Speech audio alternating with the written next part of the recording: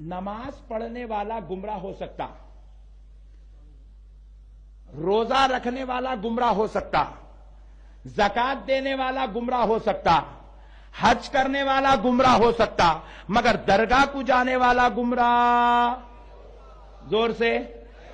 اور ذرا زور سے، کیا میں بولتا ہوں سنو، نماز پڑھنے والا گمراہ ہو سکتا،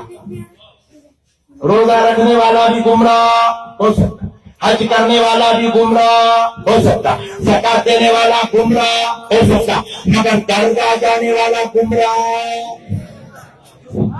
نمازی گمراہ ہو سکتا ہے، روزے دار گمراہ ہو سکتا ہے، حاجی گمراہ ہو سکتا ہے، عمرہ کرنے والا گمراہ ہو سکتا ہے، حافظ قرآن بھی گمراہ ہو سکتا ہے، عالم دین بھی گمراہ ہو سکتا ہے، مفتی بھی گمراہ ہو سکتا ہے، مگر کوئی مسلمان درگاہ والا ہو گیا،